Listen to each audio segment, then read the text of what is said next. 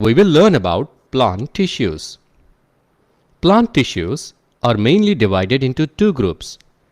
The first one is meristematic tissue and the second one is permanent tissue. First, let us learn about meristematic tissue. In our body, growth is uniform. That means all parts of our body grow uniformly. But in plants, growth is observed only in certain regions. The reason for this is the tissues that are responsible for the growth in plants are located only in certain parts of the plant. This special tissue is called meristematic tissue. Do you know the locations of meristematic tissues in plants? The meristematic tissue of plants is classified into three types depending upon its location. They are 1. Apical meristem, 2. Lateral meristem, and 3. Intercalary meristem. Apical meristem. This meristematic tissue is present at the tips of stem and root. This apical meristem helps the stem and roots to increase their growth in lengthwise.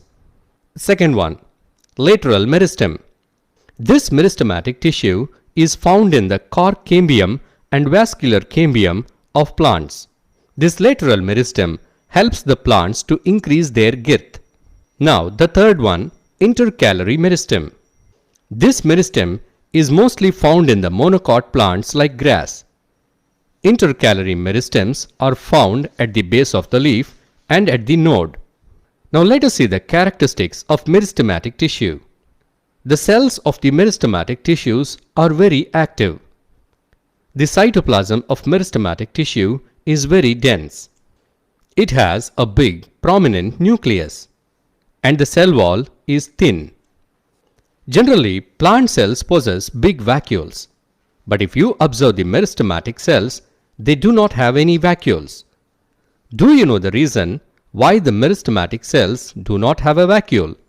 If you know the answer, please write it in the comment section. Now, let us learn about permanent tissues in plants. Do you know how the permanent tissues in plants are formed? We learnt about meristematic tissues. Meristematic tissue is the dividing tissue. That means the cells of meristematic tissue divide continuously. If these cells stop dividing, then they take up a specific shape and a specific job and forms the permanent tissue. So, permanent tissues are formed by the differentiation of meristematic tissue. Do you know what is differentiation?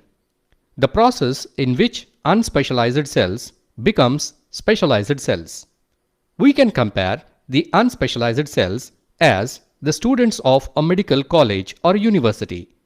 After they graduate, they may take up a specialization and becomes a specialist. In the same way, the young, immature, unspecialized cells like meristematic cells get differentiated into permanent tissue with specific functions. So, the process of young, immature, unspecialized cells taking up a permanent shape, size, and a specific function is called differentiation. Now let's see the simple permanent tissue. Simple permanent tissue is of three types. 1. Parenchyma, 2. Collenchyma, 3. Sclerenchyma. First, let us learn about parenchyma. Characteristics of parenchyma tissue. The cells of parenchyma tissue are thin-walled. They are living cells. They are loosely packed and thus there are large spaces between the cells of this tissue. Do you know the functions of parenchyma? The cells of parenchyma tissue present in the leaf consist of chloroplasts and performs photosynthesis. In such cases, this kind of parenchyma is called chlorenchyma. Number 2. Parenchyma stores food. The pulp of the fruits is nothing but parenchyma tissue. Hence, it stores food. Number 3. Parenchyma makes the plants float. In aquatic plants, large air cavities are present in parenchyma, which helps the plant to float on water. This parenchyma is called aerenchyma. Next, we see another type of simple permanent tissue called collenchyma. Characteristics of collenchyma. The cells of collenchyma are living cells. They are elongated cells with irregular thickenings at the corners. The intracellular space between the cells of collenchyma is very less. Now let's see the functions of collenchyma. It gives flexibility to the plant pods like tendrils and stems of climbers without breaking. It also provides mechanical support. Next, we see the third type of simple permanent tissue, sclerenchyma. Characteristics of sclerenchyma. The cells of sclerenchyma are long, narrow, and dead. The cell walls are thickened due to the presence of a compound called lignin.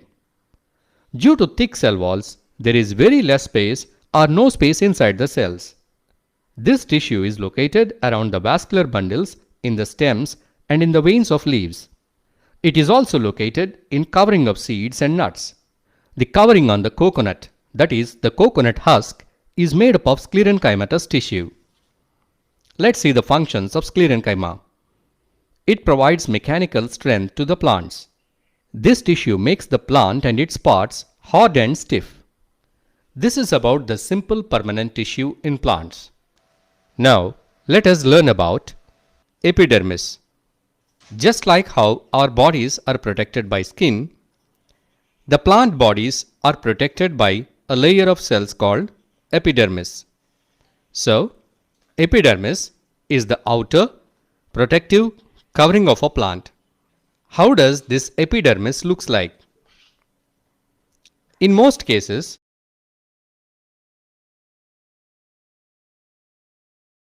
how do I type this? Snake and all is there. the epidermis is single layered. It is mostly flat and it forms a continuous layer without any intercellular spaces. Do all plants have same type of epidermis? No. The plants that need extra protection, they have a different epidermis. The epidermis of plants living in extreme dry habitats, like cactus, they have a thicker epidermis with multiple layers. This thicker epidermis prevents the loss of water. Which parts of the plant are covered by epidermis?